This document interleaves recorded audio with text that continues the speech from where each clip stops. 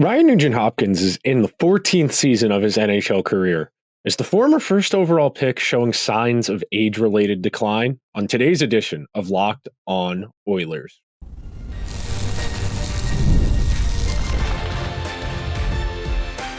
You are Locked On Oilers, your daily podcast on the Edmonton Oilers, part of the Locked On Podcast Network, your team every day. Hello, everyone, and welcome to this Tuesday edition of Locked On Oilers. My name is Nick Zararis. I am your host. I want to thank everyone who is making Locked On Oilers their first listen of the day. Locked On Oilers, a part of the Locked On Podcast Network, your team every day, where you can start the season with a big return over at today's presenting sponsor, FanDuel. New customers can place a $5 bet and get started with $150 in bonus bets if you win your first $5 bet. Visit FanDuel.com to get started. So on today's show, we are going to dive into a question I have seen a bit of discourse about, whether on Twitter, whether on Blue Sky. There's been a little bit of discussion about Ryan Nugent-Hopkins so far, and we're early in the season, so I do want to start this conversation with that. So the first segment, we're going to talk just the macro, the counting stats, what they reflect. We'll dive a little bit into the underlying numbers, whether he's getting unlucky or if there are serious indicators of maybe a dip in performance. The second segment, we'll talk a little bit more contextually. We'll talk quality of competition. We'll talk about what the realistic expectations are for his role, his assignment. And then our final segment, we'll make our determination of how we feel going forward in this season and what can realistically be expected. So at the outset, it is important to note we are not that far along into the NHL season. There is ample time for the Oilers and for Nugent-Hopkins to get things going. We are 15 games into the 2024-2025 NHL season. The Oilers penalty kill is still giving up pretty much a goal a game. The Oilers power play is still struggling to convert at a reasonable rate. And when you are this early in the season, it's very important to not jump to conclusions. As you've heard me talk a lot about on this show, if you're an everydayer, if you listen pretty often, there are multiple causes to everything. There are medium, there are short, and there are long-term causes to all of these issues, to all of these questions. And nothing happens for just one reason. So you might say to yourself, well, Nick, Nugent-Hopkins only has 6 points in 15 games. That puts him on pace for 33 at the end of the season. Well, 32.8, but we'll round up to 33. And he had 70-something last year, and he was over 100 2 years ago. Isn't that clearly a sign of decline? And I would say maybe. And that's going to be something that's really important in this conversation, is that because we're so early on in the season, we can't make final determinations, but we can start to look at trends. If there's anything in the data that jumps out, if there's anything within Nugent's game that says, well, he's really struggling at this, or he's really playing well at this, but he's getting unlucky. And I do think that context matters. And it's why whenever we do a player evaluation, I always start with the context. I start with line mates. I start with deployment, quality of competition, special teams usage, time on ice, because those are really important. And frankly, the single most important indicator of a player's chance to create offense and to record points is ice time. You can be an incredible hockey player.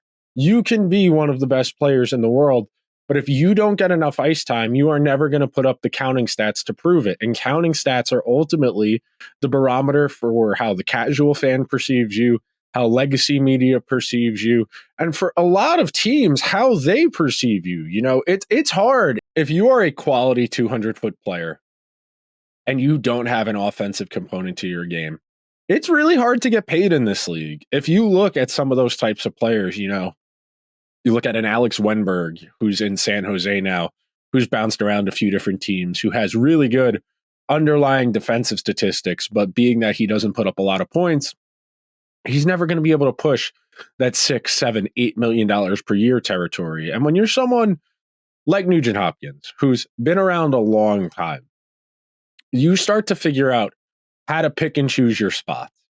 And I do want to start this part of the conversation there. I do think once you reach a certain age, your game has to change. because your body has changed as you've gotten older as a professional athlete. You've had injuries, you've had surgeries, you've had to rehab, you've had to physical therapy. Because of that, it puts you in a position where you're going to need to find ways to be adaptable. And there are tons of examples of this over the years. You know, the obvious one, how Sidney Crosby's reinvented himself after he's lost his dynamic skating, and he's just become positionally sound. He's really figured out how to use his IQ to be in the right place defensively to make up for his lack of foot speed. If you want another example, you think about late career LeBron, where he went from being the best slasher in basketball to now where he's pretty much just a point guard who happens to be 6'10" and 260, 70 pounds and can just charge the basket whenever he wants. But because teams are so fearful of that, he can distribute a lot better because they respect his ability to drive so much. And one other component of that, and this is something that I get a lot of flack for, but it's undoubtedly true. Regardless of sport, the older you get, eventually your energy is going to reach a plateau and then begin to decline. You are going to feel it. You are going to have less overall energy as a starting point. And then you need to start making business decisions. You need to choose, well, am I going to commit in my 50-second shift here, am I going to commit my energy to getting back on this back check? Or are we going to try and get one more cheap offensive look? Because that decision has to be made. And you're going to say, well, you can't know that. You don't know consciously what that player is thinking. No, that is 100% of a player's management of their energy levels during a game is, well, I just busted my butt to do this. I can't get there. I'm going to go off for a change. Or I just did all this work in the offensive zone. I'm not getting back there. I'm going for a change. You can say that doesn't happen. You can say it's too instinctual, that they're not actively thinking about it. I'm telling you for a fact, there are guys in the NHL who know, if I want to create offense, I'm going to have to cheat a little bit defensively because I don't have the energy to go full tilt on this forecheck to get the puck back. I don't. I don't. And if I burn all my energy trying to make that play, I'm not going to have another play to make. And it's really complicated. And because shifts in hockey are so short, because the intensity of play is so high in such a short period of time, there are going to be people naturally who say, well, why can't you just have better conditioning? And to some extent, sure. But you also have to be realistic. You know, you think about, here's an example for you that you can relate to. You used to be able to go out on a weeknight in college and then go to lecture the next morning. What's it like now in your mid-20s, late 20s, or even later, going out to dinner on a weeknight, not even drinking, just staying out late on a weeknight, getting a little bit less sleep, and trying to go to work the next day? What does that feel like? Because that's effectively what we're talking about here.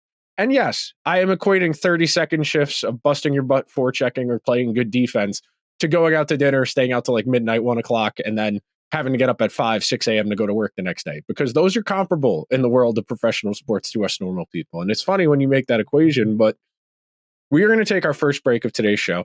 When we come back, we're going to dive a little bit into the context. We'll talk ice time. We'll talk quality of competition, line mates, all that good stuff coming up next on this edition of Locked On Oilers. So be sure to stick around. The World Series, the Super Bowl, the Olympics. The world's top athletes get to play in these top-level sporting events thanks to one thing, teamwork. And teamwork can also perfect your financial legacy and your family's future. SelectQuote's licensed insurance agents are the perfect teammates when shopping for customized, affordable life insurance. They can find you the right policy to keep your financial legacy safely in your family's end zone. SelectQuote is one of America's leading insurance brokers with nearly 40 years of experience, helping over 2 million customers find over $700 billion in coverage since 1985. You invest so much time to take care of yourself and to be the healthiest, best version of you. SelectQuote's exclusive policies can reward that effort. If you are in good health, they work with carriers that can get you same-day coverage for up to $5 million, no medical exam required. Head to SelectQuote.com, and a licensed insurance agent will call you right away with the right policy for your life and your budget.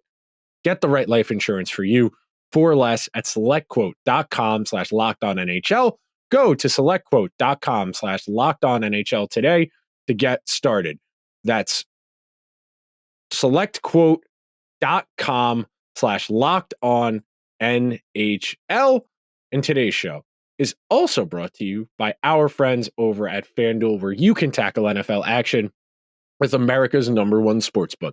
Because right now, new customers can bet $5 and get $150 in bonus bets if you win.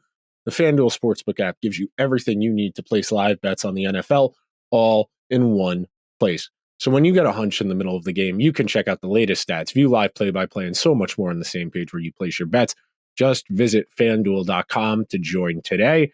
If you were to open up the FanDuel website right now, you would see the Commanders are taking on the Eagles on Thursday Night Football. The Eagles 3.5-point favorites there. Fun game next weekend, the Ravens and the Steelers. The Ravens 3.5-point road favorites going into Pittsburgh. And then big legacy rematch. The Kansas City Chiefs heading up to Buffalo to take on the Bills. The Bills are 1.5-point home favorites. That is FanDuel.com. Never waste a hunch and make every moment more with FanDuel, an official sports betting partner of the NFL. Thank you to everyone who is hanging out on today's edition of Locked On Oilers, where we are having an in-depth conversation about Ryan Nugent-Hopkins. And I am somebody who loves these types of questions. I love trying to figure out what's going on. I love coming up with a theory, going into the numbers, looking at highlights, and trying to piece together what's going on with a player. So, clicking over here to my Ryan Nugent-Hopkins notes, he is currently on pace for 33 points, as we established. His two most common line mates this year are Connor McDavid and Zach Hyman. And then after that, it's Jeff Skinner. He's averaging about 40 seconds less per game than this past season and about 50 seconds less than 2 years ago. The power play numbers are off because they have played too few games. Last year, he averaged 3.76 expected goals per 60, but being that they have only played 15 games, the rates have yet to stabilize. So when I say he's averaging 9.91 expected goals per 60 on the power play, you're going to say, well, if he's averaging 3 times as much expected goals per 60 per game, how come they're not scoring? Well, it's a little more complicated than that. Those numbers need to stabilize. The power play percentage, the shooting percentage is up. Last year, the Oilers' on-ice shooting percentage when Nugent-Hopkins was on the ice was 8.98. This year, it's 12.82. So again, numbers need to stabilize. The lowest quality of competition in a while, he is only playing against elite talent 31.4% of the time. But the big indicator for me of where I think the opportunity is and where the context matters are his numbers with and without Evan Bouchard. So we're going to assume, in the minutes with Evan Bouchard, that Nuge is being deployed with Connor McDavid and Zach Hyman. As the Oilers' best line, that line is out there to score. The defensive responsibilities, not as important. The willingness to trade chances back and forth, yes. These guys are playing at a very high tempo to create very dangerous offense. With Evan Bouchard, Nugent-Hopkins has 54% of the scoring chances, 50% of the goals, 48% of the expected goals, 51% of the high danger chances. They only have a 2.27 shooting percentage and they have a 968 save percentage. In the minutes without Bouchard, Nuge is at 45.5% of the scoring chances. They have 55.5% of the goals, 51.2% of the high danger chances, and they have 9% shooting and a 941 save. So while they have a better goal split when they are apart, that is in part because they are shooting 7% better. That's really the key here. And we've established this for a lot of this season, that the Oilers are just not shooting the puck well, that they are generating a lot of scoring chances, but not a lot of those scoring chances are getting on net. And I was reading an article yesterday on Substack from one of the hockey writers I follow, and I can't recall his name, so I'm going to go make sure I get that right before I cite him. But the general argument is, it has never been harder to get a shot on goal in the NHL than it is right now. And it is in part because positioning is better, because defenses are more in tune, and because teams are more selective with their shooting. So what do I mean by that?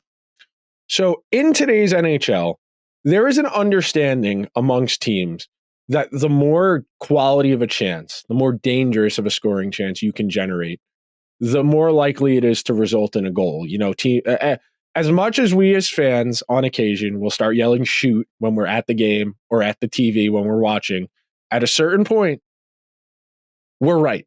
And I want to build off of that for another second, because this is one of my favorite hockey things I joke about.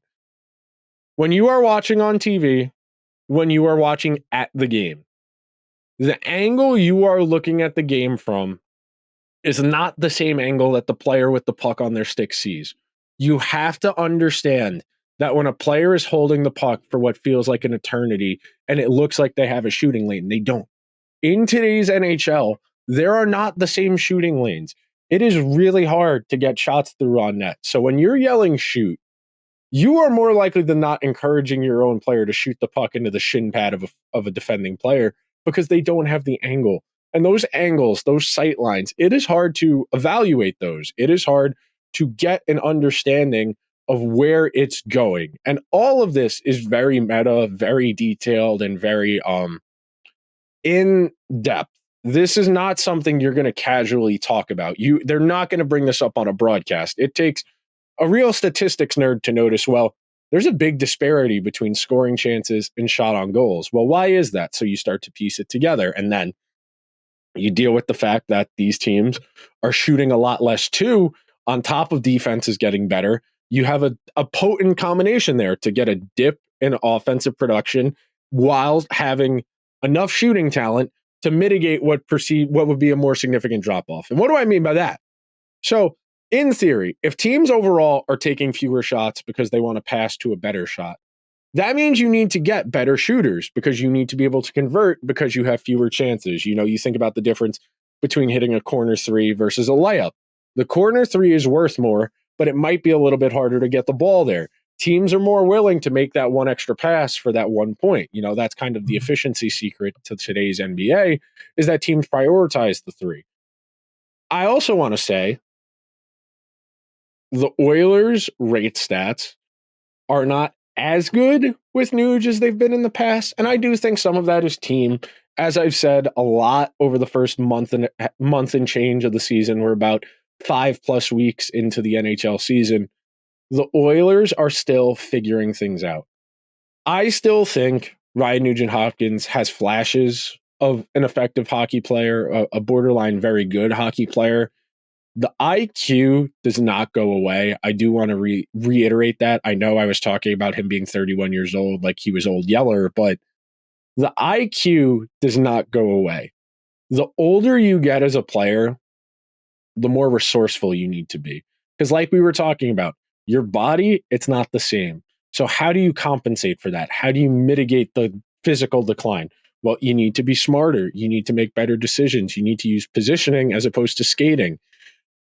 It's one of the weird tropes in hockey, is that you see players who were once elite skaters, once they lose their skating, if they don't accept they're no longer a good skater, they still try and make plays as if they were an elite skater. What precipitated PK Subban going from being a decent NHL defenseman to out of the league in 3 years was the fact he had multiple serious lower body injuries.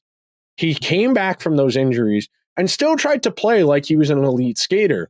So he would be aggressive and not be able to recover. He would take really strong pinches, but not be able to get back because he couldn't skate the same way anymore. And that stubbornness got him out of the league. I have no doubt in my mind that if PK Subban was more willing to change his game, he could still be playing. He's not old. He's only 34 years old. He could still be playing in a low capacity role on a decent team, but he didn't want to make that adjustment. So it's incumbent upon Nuge that if his skating, which the NHL Edge stats say is a little bit lower, and we'll talk about a little bit lower speed, we'll talk about that in the final segment as we make our determination. But if you have less speed, you need to be more resourceful.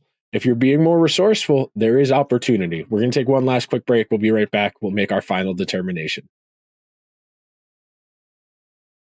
Today's show is brought to you by our friends over at PrizePicks. With PrizePicks, you can win up to 100 times your money with as little as 4 correct picks. PrizePicks is the best place to get real money sports action. Join over 10 million users and sign up today. PrizePicks now offers Venmo for quick and easy deposits and withdrawals into your account this season. If you sign up for PrizePicks today, you'll get $50 instantly when you play $5.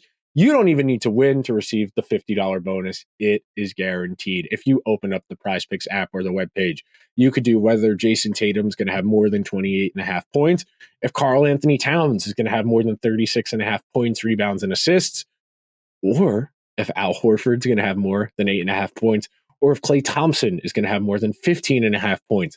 So download the PrizePicks app today and use code LOCKEDONNHL to get $50 instantly after you play your first $5 lineup. Remember, download the app, use code LOCKEDONNHL so they know we sent you to get $50 instantly after you play your first $5 lineup. PrizePicks, run your game. Thank you to everyone who is hanging out on this Tuesday edition of Locked On Oilers. The Oilers are set to take on the New York Islanders tonight. We will, of course, have a show for you right after the game is over.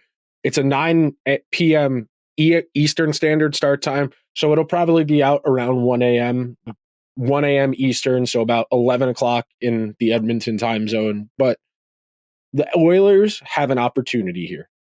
The Islanders are a reeling team. They cannot score. They have one good forward line. Their defense has been awful. And for as good as Ilya Sorokin is, he cannot do everything himself. These are the types of games that we talk about. You know, I spent a lot of time on yesterday's show and the show going into last weekend that eventually you are what you are. And no matter how much you protest, how much potential or talent you have, if you can't beat teams like the Islanders who are struggling and reeling, frankly, that's an indictment on you, on your preparation, on your details, because the Oilers are supremely talented. Even with 80% McDavid, they should smoke the Islanders, but that's not how hockey works. And speaking of how hockey works, Nuge is an interesting case.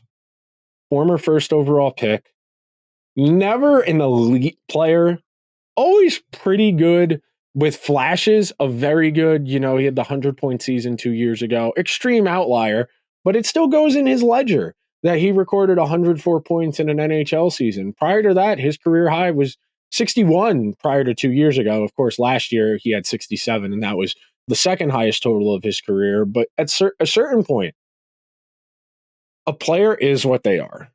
I am not ready to say Nuge is done as an effective top 6 NHLer, but you did hear me say at the start of the season that if these line combinations don't settle, you could probably do worse than Nuge, Henrique, and probably Victor Arvidsson as your possession, salt the game away third line. But based on how Arvidsson's really clicked with Draisaitl, at least under the hood, I understand the Oilers' reluctance to break those two and Podkolzin up.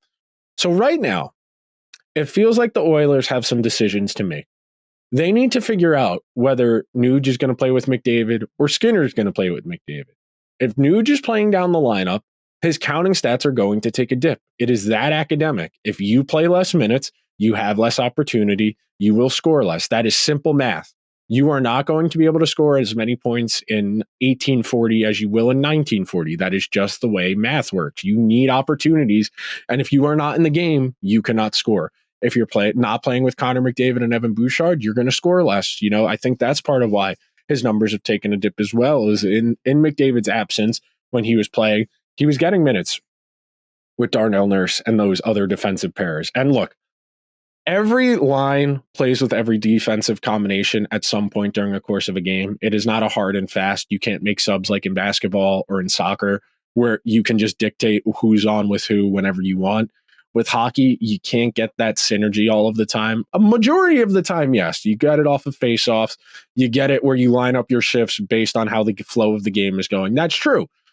But if you can't, and there are times in a game where you can't, where a pair is going to be on longer or a forward group's going to be on longer than you expect, and you're going to get overlap between things you don't really want. So I think that's part of the equation here for Nuge as well, is that in the minutes away from McDavid and the minutes away from Bouchard, it's a lot harder. Those are harder environmental impacts, and Nuge is not the type of player who can singularly overcome those issues. You know, you think about what makes McDavid and Draisaitl and Bouchard so special is that they are one-man offenses. You know, for lack of a better expression, the quarterback who can throw the ball and then go catch it himself meme. That's where the Oilers are at with those guys. When you're an elite player, when you're one of the best in the world, you can be instant offense by yourself. That's not Nuge's game. It's never been Nuge's game. Nuge is a pretty solid two-way player who's got good offensive instincts and has a slightly above average shot. He is nothing incredible, but you add a lot of well-rounded traits together and you get a pretty solid hockey player. Now, I think a lot of people had their perception of Nuge maybe skewed a bit by the 100-point season 2 years ago. I think he probably ends up with 45 to 50 points. If I had to guess right now, I think at some point this power play is going to go on one of those heaters and his counting stats will look better. And that's the thing. I want to wrap up with this thought. Counting stats are not the be-all, end-all, but they are the easiest way for most people to interpret a player, their performance, their value. I don't think Nuge finishing with 30 some odd points would be a disaster. But I do think it would raise the question we've asked on today's show. Is he beginning an age-related decline at 31? If he finishes with 32 points, 33 points like he's on pace for, I think you could say he's probably beginning to physically decline. Now, we got to stabilize. We got to get out of this funk the Oilers have started the season in at 7-7-1. If the Oilers get on a nice run, if they climb out of the wild card territory and into one of the 3 divisional playoff spots, we can start to make some conclusions. But for now, we don't have enough data to make a determination one way or the other. I am definitely keeping my eye on this, and that's what I would encourage you. I'm not ready to say Nuge is done. I am not ready to say he is definitely declining.